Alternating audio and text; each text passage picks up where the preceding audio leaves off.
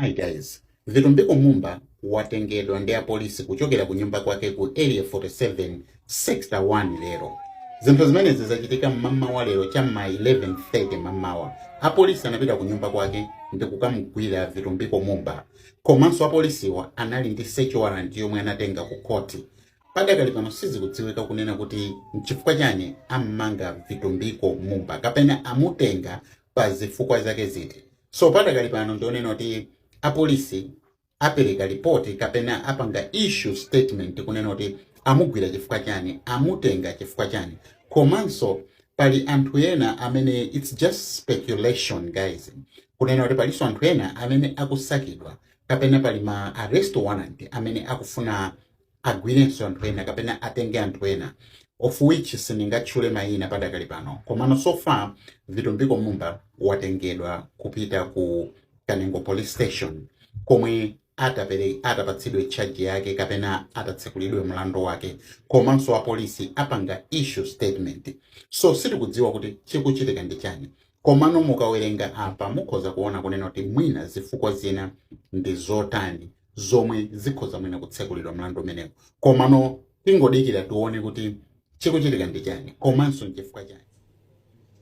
And these are facts that I'm saying we have seen. When I say we got this, I mean WEGOTTHIS.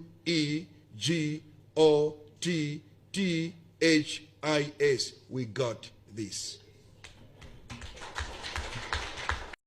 Komanso breaking news inanso pompanonso ndimeneso ikutipezanso kunena kuti Richard Chimwendo Banda, Minister of Local Government, former wambuyomu, amene wanso ndithu atamva zoti akufunidwaso akusakidwa ndi apolisi, iwo ndithu sanadikire kuti achite kubwera kudzatenga yaye. Koma iwo anangothamanga kupita ku area 30, area 30, kumene kuja ndikukangodzipereka okha kumenekoko. So iwowa ali kumeneko, komano sitikudziwa zoti iwowa akuwafunira chani. Nde zikonse zonse zikapangidwa unfolded, tikuuzaninso tikupasaniso ni kutenga kuti akudakula kuchitika chakuti kuseriko anthu agwidwa chifukwa akuafuna chifukwa cha zakuti. So komano Vitumbiko Mumba nkhani yake akuti during the elections pa 16 September paja iwo ndithu anayankhula moti we've got this. It's like anali ndikukayikira kwena kwake kumene kunalipo pakati pa ngati chipani cha DBB chikhangati chinali chimapanga rich chimabera zisankho zicha. So anyway,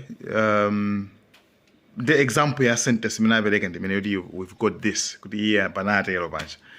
So yeah, zambiri zikapangidwa zikafuzidwa ndithu tikupasaniso ni update kumano apapa anthu awiri amenewa Vitumbiko Mumba komanso Richard Chimwendo Banda pakali pano ndithu ali manja mwa apolisi. Guys, thank you so much. Malawi and cameras.